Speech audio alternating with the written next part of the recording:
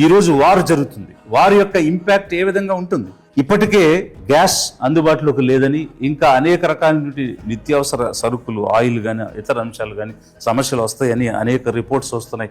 మరి ఈ సందర్భంలో హోర్ముజ్ పాస్ మిగిలి దేశాలకి ఇరాన్ మూసేసిందో, ఇంత జరిగిన తర్వాత కూడా 5 రోజుల తర్వాత కండోలెన్స్ చెప్పినా కూడా, వార్షిప్ ని వాళ్ళు కొట్టినా మనం మాట్లాడకపోయినా కూడా ఇండియన్ షిప్స్ మేము ఆపము, వాటిని ఫ్రీ ఫ్లో అలో చేస్తాము అని ఇరాన్ చెప్తూ ఉంది. ఒకవైపు హ్యూమన్ రైట్స్ గురించి మనం మాట్లాడుతూ, హ్యూమన్ రైట్స్ ఎప్పుడు ప్రొటెక్ట్ చేయాలని చెప్పుకుంటూ, దౌత్య సంబంధాలు అన్ని దేశాలతో సత్సంబంధాలు కొనసాగిస్తూ ఉన్న దేశం ఈ రోజు ఒకరి చెప్పు చేతల్లోకి ఎందుకు వెళ్ళిపోయింది?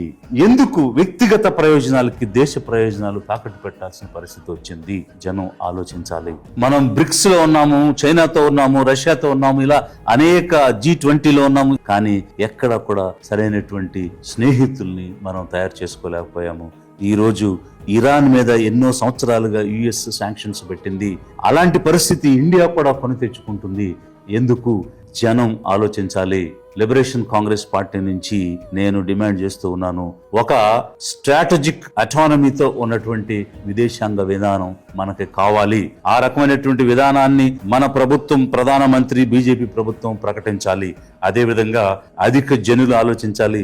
ఎలాంటి పార్టీలకు మనం ఓట్లేసాం, వారు జాతి ప్రయోజనాలు, దేశ ప్రయోజనాలు తాకట్టు పెట్టుకుంటూ వ్యక్తిగత ప్రయోజనాల కోసం ఎలా అరులు చేస్తున్నారు గమనించమని కోరుతూ